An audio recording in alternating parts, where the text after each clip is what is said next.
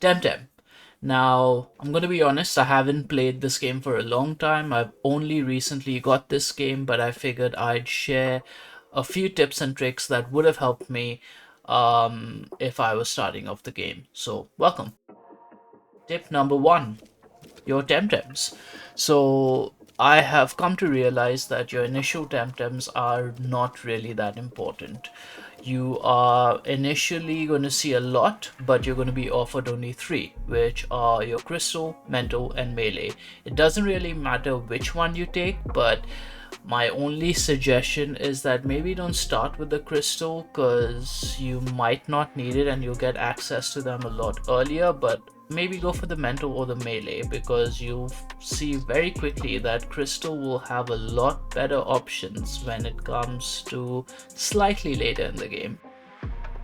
As far as other things goes like stats, oh my god, I wouldn't worry about them too much because they don't affect the progression of your game at all. In fact, you can have a very low temtem and progress very far in the game.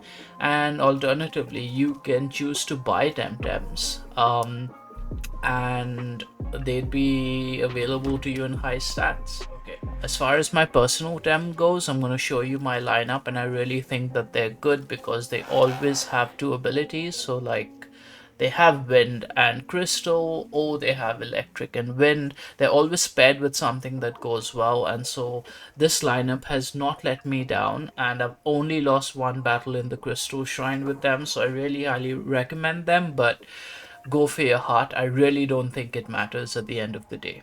Number three, catch 'em all. The reason why I suggest this is because if you catch a lot of Thames, it will help story progression and it will help other things like gaining varieties of stats. It will help you also understanding which Thames are strong and weak against each other, because say you're fighting a Tem that you have already caught and you've forgotten what they have or what they're strong against, it will show you in red or green whether these guys are either strong to a certain attack or weak to a certain attack. And like I said, it's quite important in the story because some random NPCs will ask you to get them Dems. Sorting. This is something I wish someone told me. You get about a certain number of slots at the beginning of the game, but always try and leave slot number one completely free because all your attempts get defaulted into that. But later on, try and sort them out into individual categories because it really helps finding your Thames, or making finding your Thames a lot easier.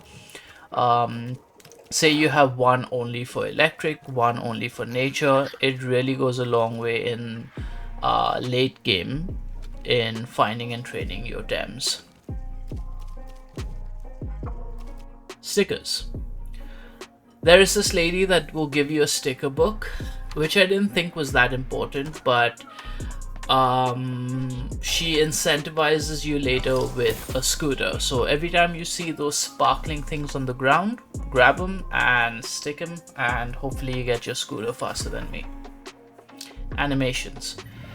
If you want to skip animations, this is something I wish someone had told me earlier. This is pretty cool and all, like you really see fun animations, but if you're more bothered with just the progression of the game, you can just select defaulting it to just normal, and your game will be a lot faster.